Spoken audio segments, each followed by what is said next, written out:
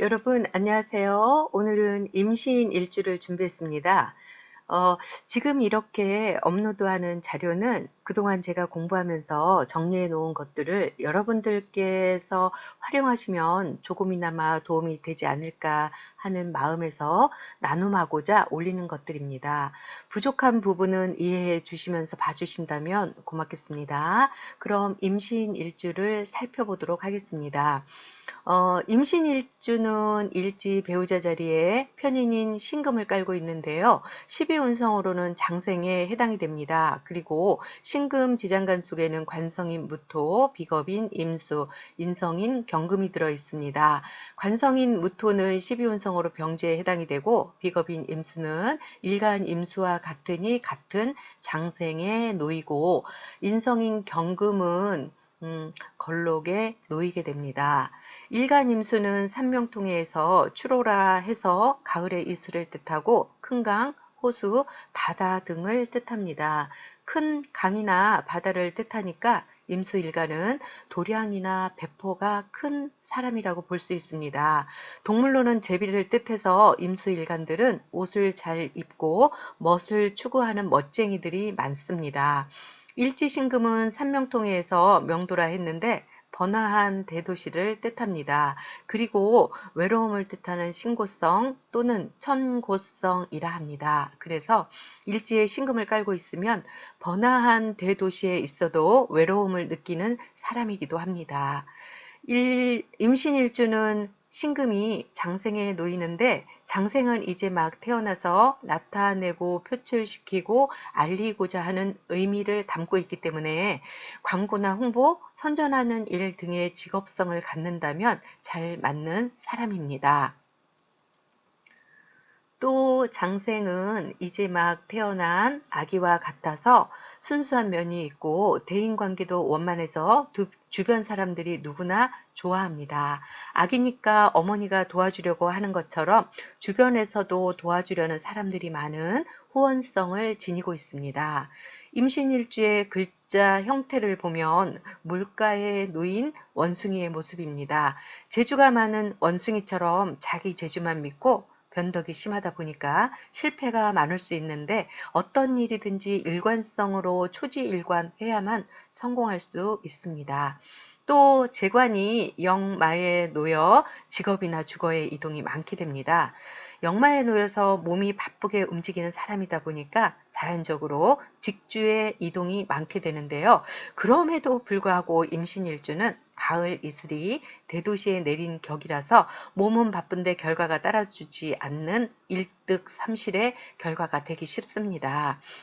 또 임신일주는 바위에서 끊임없이 흘러나오는 석간수, 즉 안반수의 형상으로 지칠 줄 모르는 정력가의 모습이기도 합니다. 그래서 실제로 넘치는 정력이 부부간에 잘 해소가 되지 않는다면 일탈할 수도 있습니다. 이렇게 장생에 놓여서 지칠 줄 모르는 힘이 있으니까 건강해서 장수하는 사람들이 많습니다. 그러나 그렇다고 해서 육친의 흉화가 없어지는 것은 아니라는 것을 참고하셔야 합니다. 일지에 신금을 놓게 되면 오화의 운을 만날 때 의마 심원이라는 말로 표현이 됩니다. 이 말은 마음속은 말을 타고 달리는데 몸은 원숭이를 타고 가는 격을 말합니다. 이렇게 신금이 오화 운을 만나게 된다면 새로운 운으로 변화의 움직임이 있게 되는데요. 잘 될 것만 같은 자기 생각과는 다르게 좋은 쪽보다는 나쁜 경우가 더 많으니까 모든 일을 심사숙고하고 돌다리도 두드려 본다는 생각으로 잘 판단해야 할 것입니다. 또 임신일주는 장생에 놓이니까 학당귀인이고 편인에도 해당하니까 문곡귀인입니다. 그리고 봉후만후라고 하는 태국귀인에도 해당이 됩니다. 학당귀인, 문곡귀인에 놓이게 되니까 지혜롭고 두뇌가 좋아서 공부 잘하고 배우는 것에 흥미가 있어서 무엇이든지 배우는 것을 아주 좋아하는 사람입니다. 그러니까 교육계에도 적합하다고 할 수도 있습니다.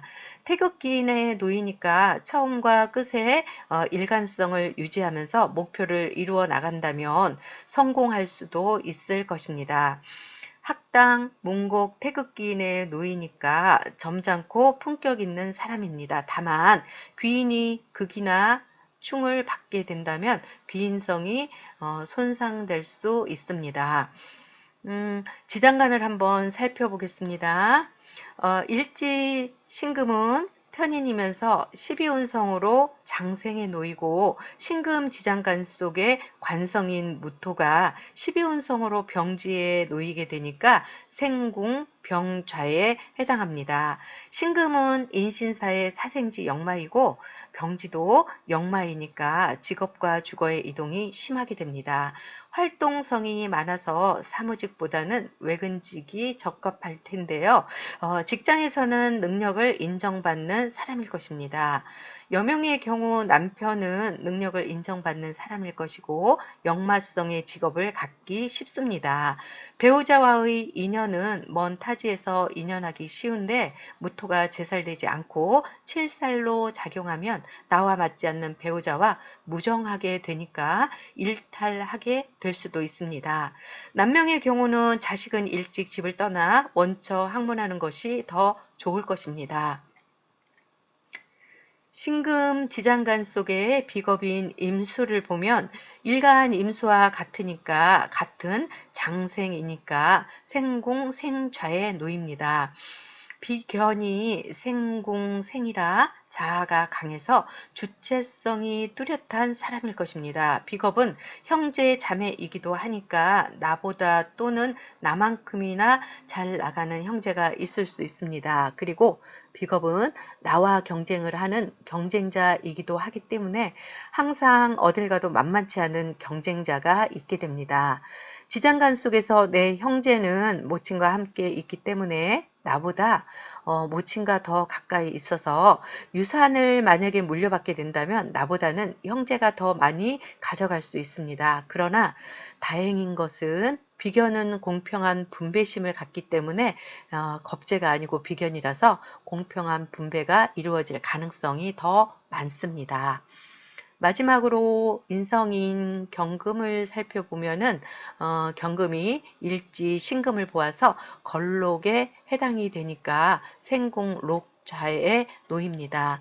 인성이 생궁록이니까 모친의 덕이 있을 것입니다. 모친은 능력이 있고 좋은 분인데 그런 모친의 영향력이 클 것입니다. 그런데 인성이 걸록에 놓이면 똑똑하고 자만심으로 이기적인 사람이 될 수도 있습니다.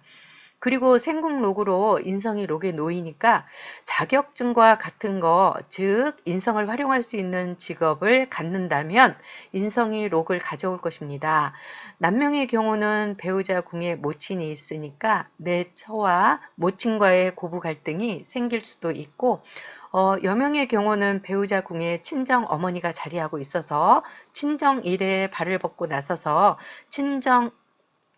나서고 또 친정 어머니 또한 시집간 딸의 일에 사사건건 관여하니까 친정의 일로 시댁과 갈등이 생길 수도 있습니다. 식상과 재성이 없으니까 인종에서 살펴보겠습니다. 먼저 식상을 인종에서 살펴보면 임수일간이 양일간이니까 양간인 간목을 인종에서 보면 생궁 절종에 놓입니다.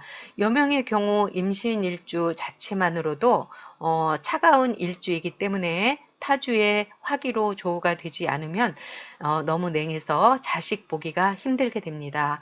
또 식상이 절태에 놓이면 유산이나 낙태 등의 산액이 따를 수 있고 자식이 속 썩이는 말썽꾼이 되기 쉽습니다. 또한 어렵게 자식을 보아도 실제로 병약할 수 있으니까 잘 보살펴야 할 것입니다. 남명의 경우는 장모의 덕을 기대하기 어려우니까 처가와는 무정하다고 할 수 있습니다.